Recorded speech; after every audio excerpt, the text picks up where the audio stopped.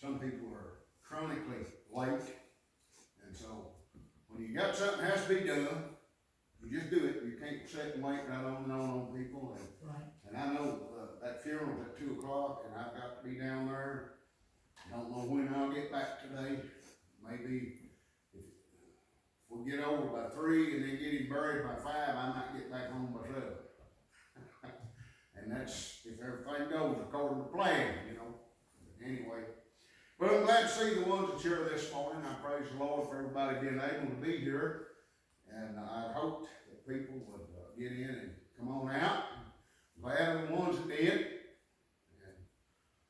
And these things has to be done. So I know some people was quarreling about the inconvenience of funerals and stuff like that. And I said, well, I'm pretty sure that if they had their druthers, you know, they'd rather be living right on. They wouldn't have died just to inconvenience somebody.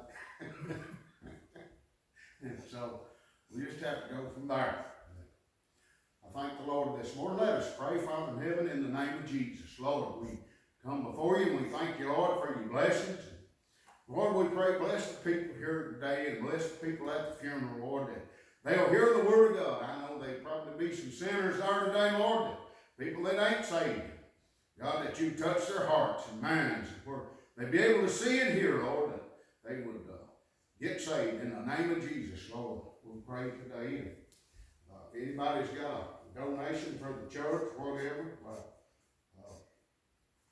just we'll be glad if they just come right on up and put it in here. I bring Eddie 3 feet arms width, whatever. He going out to a whole big lot.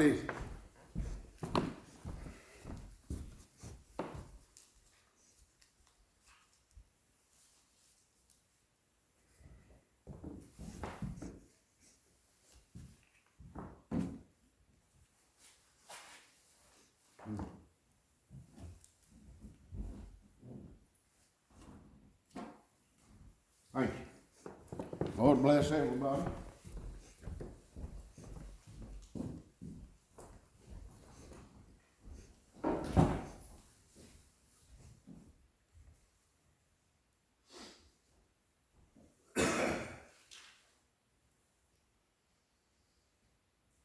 I'm going to sing one song, so.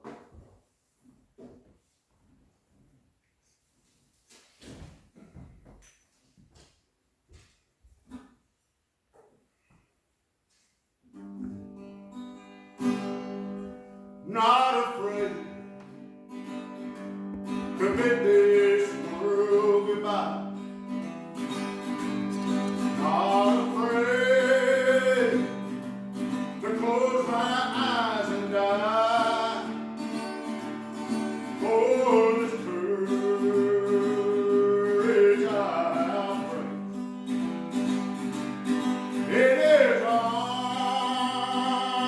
I'm not afraid. When I close my eyes and then hold my hand upon my chest, say for me the pretty song. While I take my journey home, not afraid to bid this world goodbye. Not afraid to close my eyes and die. For this courage I pray. It is all. I'm not afraid. When I cross that silent sea, and the home that's begging me, I feel no pain, I fear no harm, safe and secure in Jesus' arms.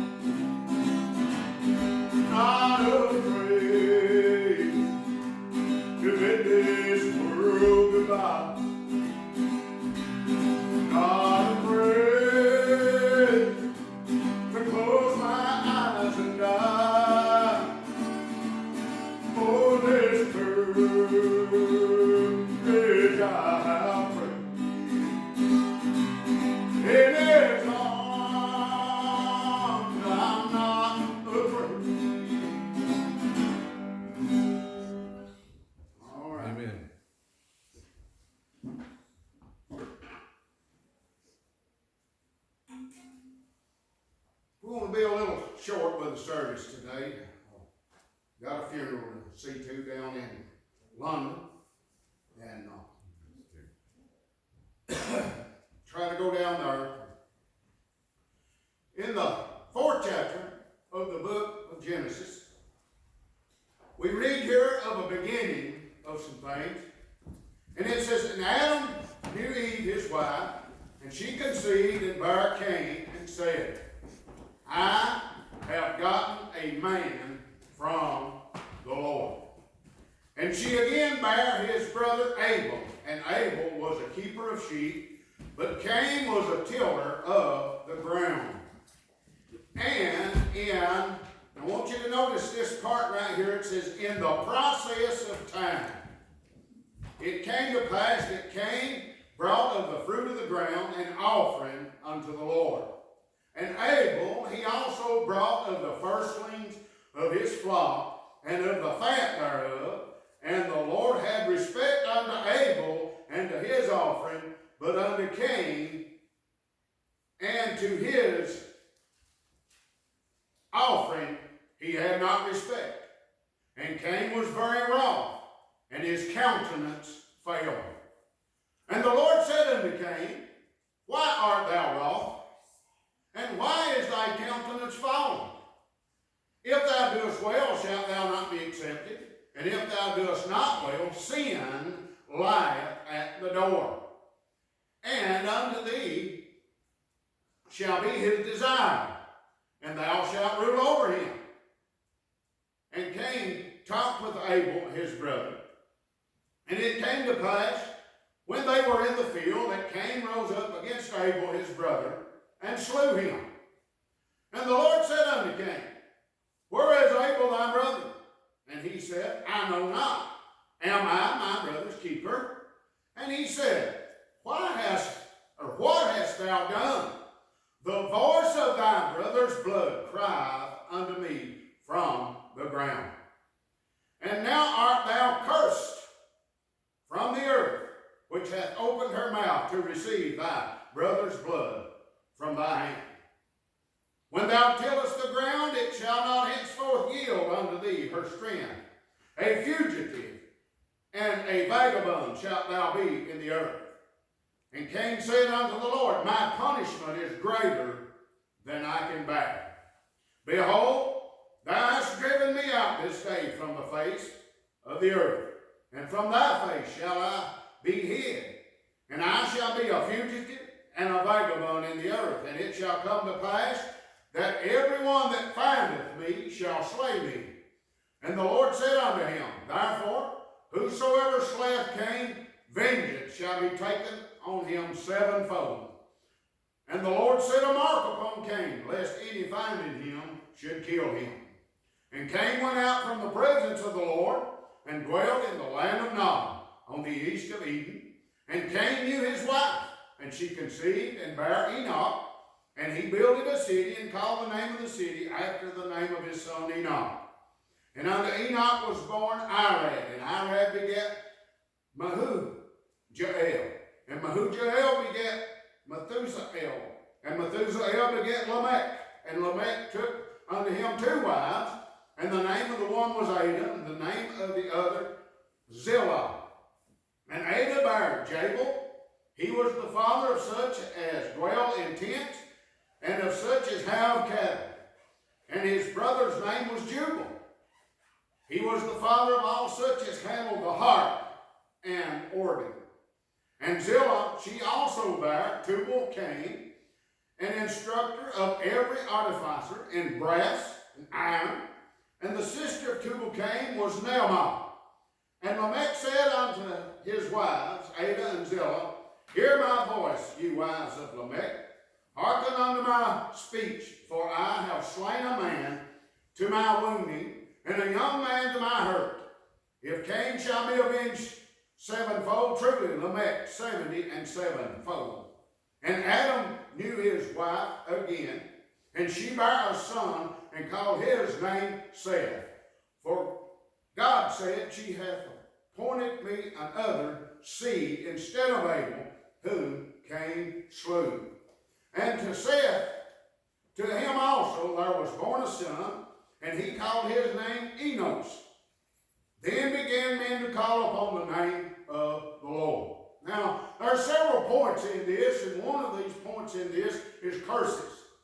You thought about back, maybe going back to the beginning of things when that God had created everything, and he created a serpent, and the serpent was subtle, more subtle than any other beast of the field.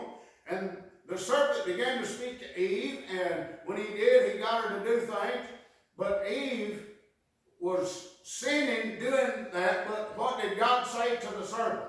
Cursed art thou, and upon thy belly shalt thou go. That was one of the curses. Then what happened afterwards when Adam, God talked to Adam, and he told Adam, he said, you're going to have to work. You're going to have to dig in the ground. You're going to have to eat by the sweat of your brow. Think about that a minute.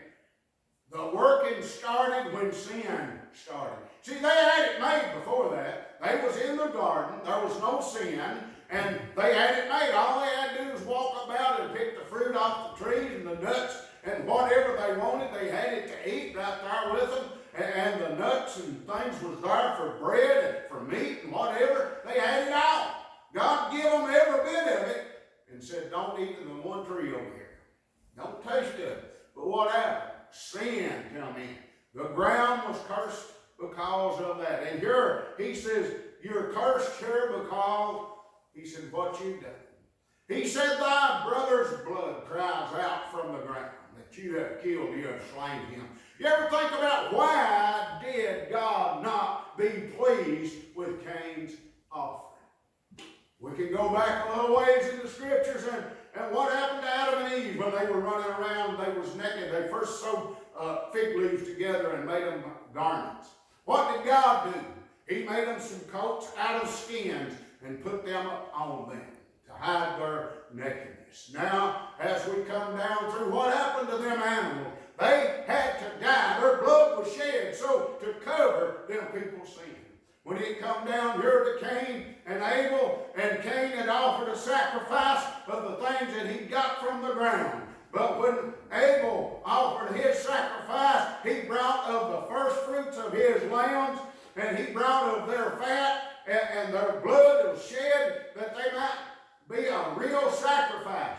Well, let's come down, way down in time to Jesus Christ when he was put on the cross and his blood was shed and his body was broken and he was made the sacrifice for me and you. Now, the bones wasn't broken, but the flesh was torn by the whips and things. Them people hitting him with their hands and beating him with that big whip and pulling the flesh apart. And the blood began to run down over him, and his life was given on that cross. That's the part here where I feel like a lot of people misses it with Cain and Abel. They don't see why that God couldn't accept his, but it was because of the blood sacrifice, the giving of life. That's how we got life through Jesus. Jesus was obedient even unto the death of the cross. Well, I think about this when he was in the garden and he began to cry and he said, Father, if it be possible, let this cup pass by. But he said, nevertheless, I will drink it. You ever think about that? The man part of Jesus knew what was going to happen. He knew that death or something was coming to the body. They took Jesus out of the garden. They took him down and the soldiers and the people there, they began to beat on him. I think about this, him knowing what was going to happen. He'd already told his disciples. He said, I'm going to be turned over to the hands of sinful men. Well, when he was talking about that, he knew what was going to happen to him. But when he was in the garden and he was praying and his sweat became as great drops of blood, and he said, Father, and he humbled himself in obedience to the Father, and he said, nevertheless, Father, he said, I will drink this cup. And his disciples questioned him earlier. He said, don't you know that right now I can call 12 legions of angels and they deliver me from this? sent here to do this. I think of it sometimes like this. Maybe other people don't see what I do, but I thought about it like this. That I see God and Jesus sitting and in the throne of glory up there, and God is talking to him, and he said, son, you see that sinful bunch of people down there, and look into the future and see all that sinful bunch there. Would you go down there and die for them? Would you go down there and give yourself a blood sacrifice for them? When Jesus stretched his hands like this on that cross, and they drove them nails in his hands and in his feet, and he hung between heaven and earth, and his life slowly running out of him bleeding to death, his blood running down that cross to the ground, and he healed the curse that had started back in the beginning. He healed that curse where we could be saved. I've thought about this down through time, how many people. Do you ever think about what it is today to live in the world that we're living in, and how that your faith should shine forth like a light? He said, you are a light. You're like a city that's set up on a hill. You cannot be hid if you're truly a Christian person. He said for us to be what I'd call good Christians. We need to get our minds and everything on the right path. We need to get established in the gospel of Jesus Christ and preach for people to repent and to be saved and to be baptized. All churches, all denominations, I know I've said this before and probably last week, but I would like for every denomination, I don't care what it is, Methodist, Baptist, Pentecostal, Church of God, Church of Christ, all of them. I'd like to see all of them come down to one thing, and that's preaching Jesus Christ and him crucified for people, that they can be saved if they'll just ask God to forgive them. You ever think about that, what the New Testament Scripture teaches us when John was talking about it? He said, I say unto you, little children, that you sin not. But he said, if you do, you have an advocate with the Father, the righteous, Jesus Christ. He said, all you got to do is repent. Amen. Even Christian people sometimes fail, and he gives us the option, and he said, instead of trying to go back into sin, he said, just repent and get up and go on. Amen. Praise God. A good soldier, what does he do? You know, people's been in the wars. They see people, sometimes people get wounded and stuff. They send them, they holler for the medic. He comes, what does he do? He patches them up and says, now, you're ready to go. Go on. We get patched up spiritually when we fail, when the devil bothers us. We get patched up spiritually so that we can go on and do the work for the Lord. The Lord's work's not going to stop. Somebody is going to do it. Somebody is going to preach the word. Somebody's going to stand tall for it and say, we refuse to give in to sin and let sin move us. You know, when he was talking to, he said, if sin's at the door, what are you doing? He said, you can rule over it. What's he talking about? The mind. This mind up here.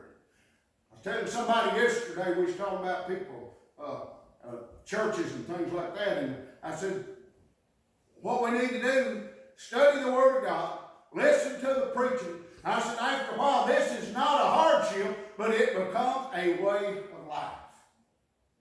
This is a way of life, people. It's not hard. He said the way of a transgressor was hard, but he said this is a way of life to us.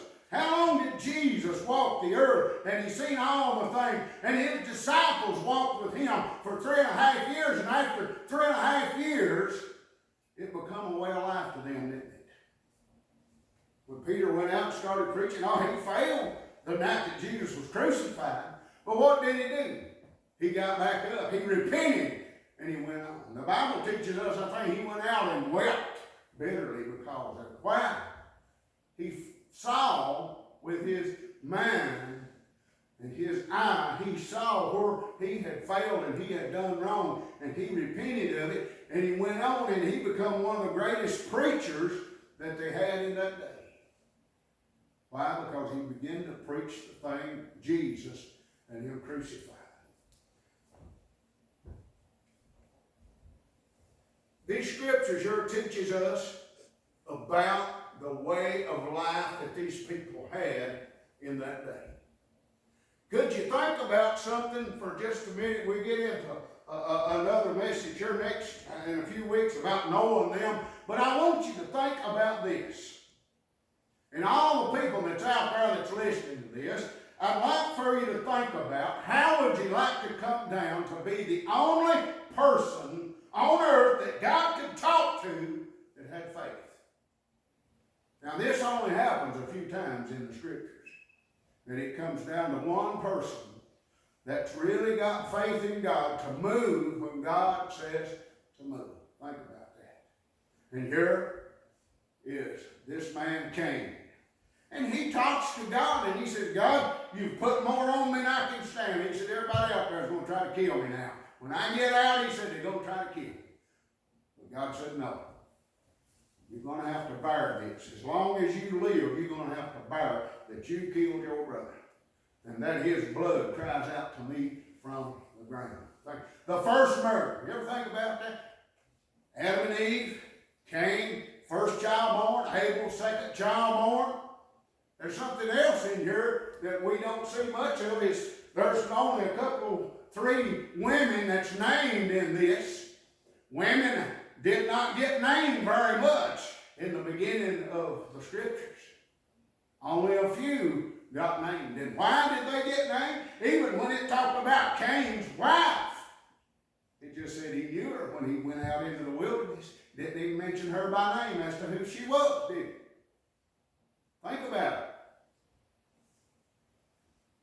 See, down through the years, the people that had children, and then they married and they had children.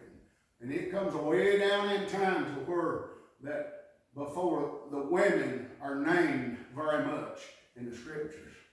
As to why, they just weren't. And I would think maybe it was because of Eve's sin in the garden. Even God told them. And if you go over in the New Testament, the Apostle Paul said something about men and women. And he said the woman was the one that was involved in the transgression, in the sin. And that's why, I always thought that's why they weren't named very much down through the scriptures. But anyway, God had a plan. And when his plan come together, it took a process of time. You know, that word process of time is like the length of time. How long it takes to get from one point to the other. We read about these fellas being born, and then all of a sudden in the scriptures, they're grown men, ain't they? And they've grown enough to get married and have children of their own. So in the process of time, the length of it, it's how long it takes them to go from one to another. And it goes down, it gives Cain's, I guess his genealogy down through with his children, and then this one man and his wives, and then some of their children, and it comes down. And then in the next chapter, it switches back to Seth. So think about it. Think about Seth as being the next one. And what would the scriptures say about Seth? That Seth was the one to replace Abel. A child of faith, child born of faith, to come down through the time. And right before we enter chapter 5, it tells us about Seth being born, a son, and Seth has a child, and they call him Enos. And it just keeps going right on down through it. And here it gives the ages in chapter 5, and we'll try to go over that maybe next Sunday. We'll try to go down through it some. But I thought about it like this, that God asked Cain a question. He said, what hast thou done? The voice of thy brother's blood cries out to me from the ground. What did he tell? We can go way on down into things, and God began to tell him, he said, eat nothing that's got blood or cooked in blood, eat nothing raw or nothing like that. Eat nothing that's got blood in it. And then he gives the why. Why shouldn't we eat anything that's got blood in it? Come on. Praise the Lord. He said, for the life of the body is in the blood. And now, in today's terms, let's say it like this. All of these diseases about it today is in the blood. They're carried through the blood.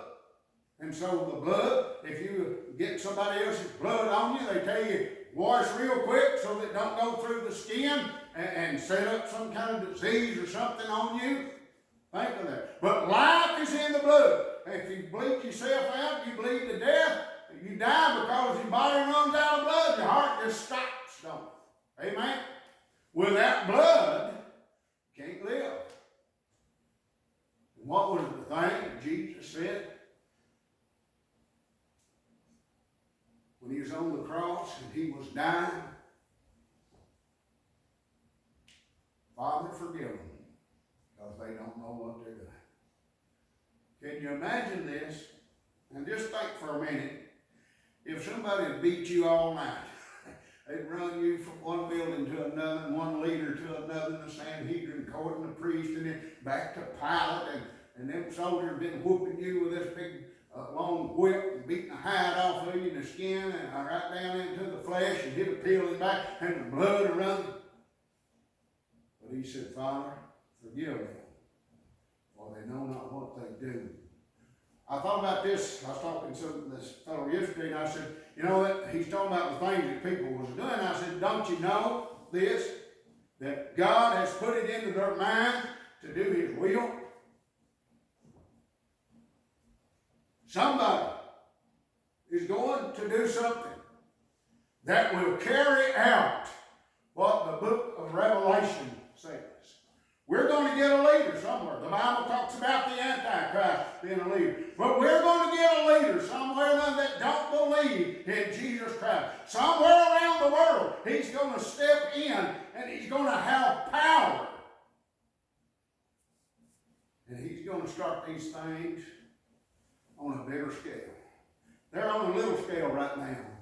But in not too many months or years, whatever, it's going to go from this little scale of things that we're seeing right now, and it's going to get big. When all this stuff begins to come to pass, people, I'm going to tell you something though. People that are truly Christian people are going to stand for the Lord, and these maybes and whatever's, they're not going to stand for nothing. They're going to just go with the flow. And if you go with the flow, you're going to fool around and be lost. You got to keep your mind on Jesus. What was good enough for the disciples back in the early days when they were sawn asunder, they were beaten to death, they were stoned to death with stones. If it was good enough for them to stand for this and give their lives, what about us? Are we going to be able to stand?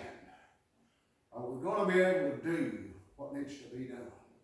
See, these things started in Genesis. The first child born, the first murder, the first sacrifice from Abel when he brought the fat from his goats and sheep or whatever, and he brought them there, and he made the sacrifice, the life of that animal, gave up for sin. Why? When I've always thought about this, that if Cain had wanted to, he could have just went over to Abel and said, hey, I'll trade you a bushel of wheat for one of them lambs. I need to sacrifice too. I need to kill some other and sacrifice its life and blood for God. But after years down through here, that way, one of the scriptures there says that men begin to call upon God. What does it take to get people to call on God today? I thought about this. Some people says, well, I wish that hard times would come. But I'll tell you, they pretty hard right now, ain't they? People draw big checks, they may not be a city off hard times, but them people that ain't is seeing hard times.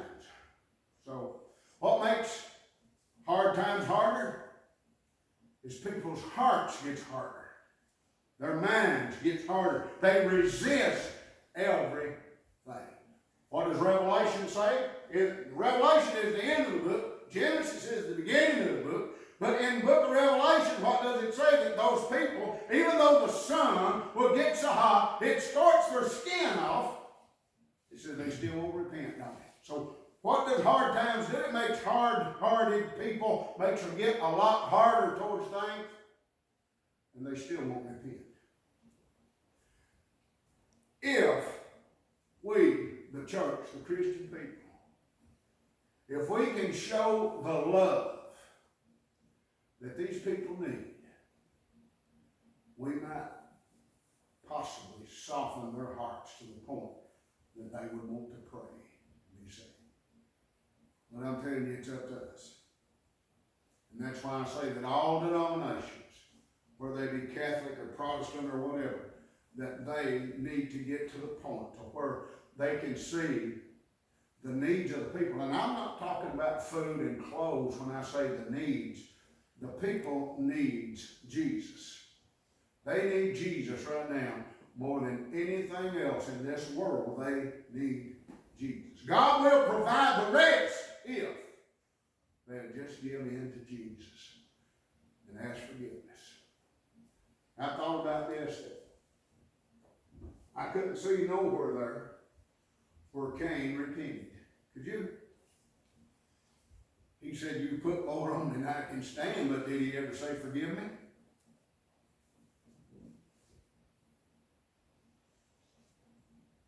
We've got a generation that's out there right now that no matter how hard it gets, they won't repent. It's simple as that. So we need to try the love. The best we can do, we need to try the love and try to get people to understand that God loves them. And we're in a nation right now that is full of distress. Over I don't know how many different things they're fussing and quarreling and fighting and running here and yonder and rioting and fighting and killing and stealing and all that. They're doing it. And they blame a lot of it on this coronavirus. Look, I know the coronavirus has made people sick, it's hurt people, it's killed a lot of people. But if the people would just open their eyes and see, he said, lest I should heal them, that they be converted, that they would come in, and that they might